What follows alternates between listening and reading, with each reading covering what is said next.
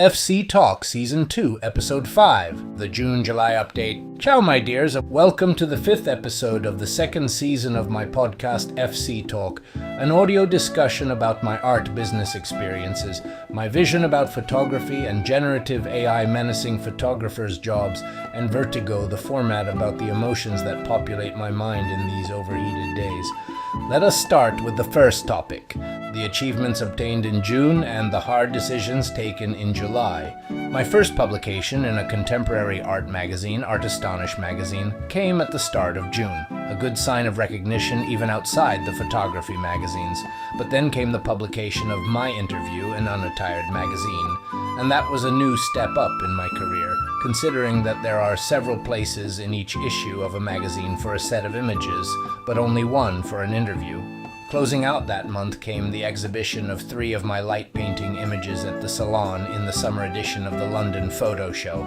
That month of June was full of satisfaction for me.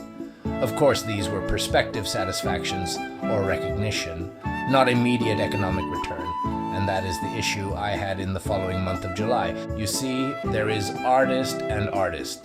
Maybe someone younger could count on more years to develop, only with publications and some starting group exhibitions the recognition required, but instead, I am a totally different beast. A repeatedly backstabbed dreamer who through family issues and health problems fell into a funnel of honorable service as my mother's caregiver in a state of constant misery. After all, at 52 years old, and with some bad holes in my CV, finding a supporting job is not easy. I am thus hungry for what professionals in the art business call noble, selling my art and earning good money. I sorely need a proof of concept. By the end of this year, I want to see in my bank account some first earnings. Not stratospheric, but the signs of my first art sales and whatever other forms of income I can generate. That's why, understanding that the improvements made in June are good but not decisive, I decided to take my situation more seriously and enroll in a 3-month artistic marketing course from a 20-year experienced art consultant, Luca Vehr, no matter the cost. And so, at this point, I've studied on the first third of the course, which has already given me a first indication of how to better communicate and gather attention. But not only that, I decided to pay even more for a program of personalized support from Vehr's company, one that will follow my case closely and accelerate my growth as a visual artist as much as possible. A big economic gamble that I really hope will pay off once my career starts taking off and I start earning real money. After all, it has always been in my mind to give my artistic photography career every chance of success it deserves. Let's continue with the second topic, a brief update on the generative AI situation.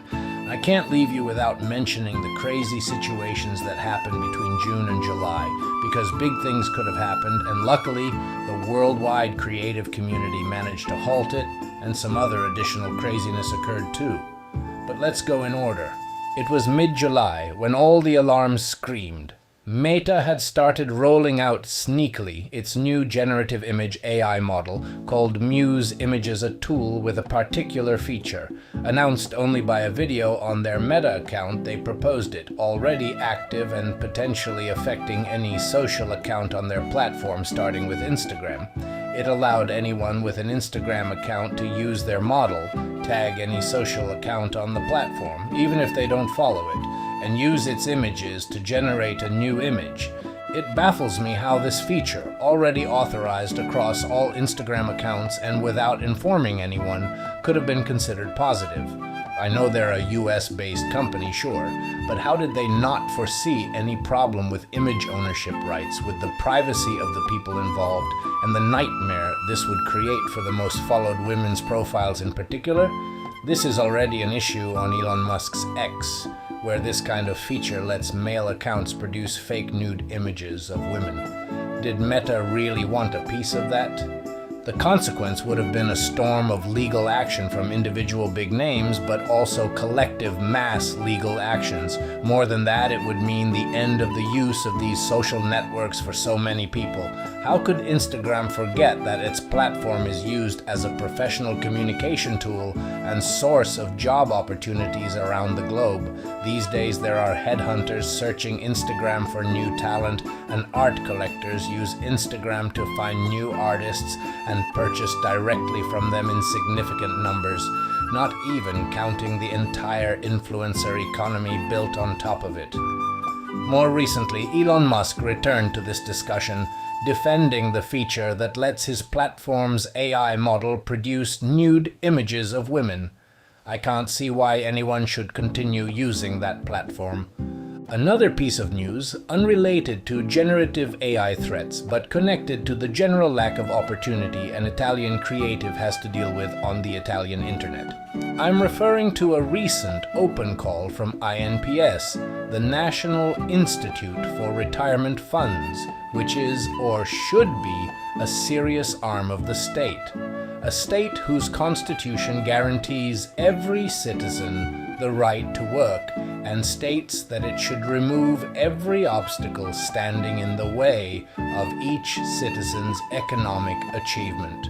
Well, this piece of news will help you understand the bitterness many Italians feel toward their own state and its economic situation. INPS put out an open call asking Italian artists to design graphics for cards for free in exchange for advertising on the internet for fame and likes. What a marvel it is to live in a country where even arms of the state treat creative work as little more than a hobby for the spoiled children of rich families. And now we arrive at Vertigo Part 3, a boiling soup of emotions. I tell you, it's not that I haven't seen roller coasters like this before in my 52 years. Some have been even starker. But yes, a June full of satisfaction came alongside the usual search for simple jobs, producing new CVs and motivational letters, with no results, all while continuing to care for and support my mother. At one point, we had to deal with an invasion of wasps that had built a nest on one of our apartment's balconies, and one stung my mother on one of her fingers. I had to rush her to the nearest hospital emergency room. Luckily, things turned out fine. The sting was treated, the nest was destroyed, the wasps are all gone, and I handled most of it myself. Moments like this make you think harder about just how dire the situation is. On top of that, this scorching summer will be another one in which I can't travel anywhere, and I'll stay here defending the fort, so to speak. That's why even important achievements like the ones I earned in June aren't enough, not for the long stretch. How many years have I spent defending my choices to my family, promising them that my photography will earn me money while showing so little to show for it? I sorely need as fast as possible a proof of concept. The start during this 2026 of some print sales and whatever other sources of income I can generate, amounting to at least a few thousand in earnings. I don't pretend to reach the heights of Damien Hirst by December, and I don't need to. I'd be happy with a first real result from my artistic business this year. But within the next year, I want to start earning with more consistency and quantity. I want to diversify the sources of possible artistic income, and there are several, more than several, actually quite a lot. That's why I gambled a good amount of money on this 3-month course in art marketing, and even more on personalized close support to guide me through a year of fiercely pursuing artistic success. What was my mood while making these expenses? Complicated. On one side, worried. On the other, at least a little hopeful that I can finally make a real splash in art photography, whatever small splash my long life of disappointments allows me to produce. And another part of me feels almost spiritual about it.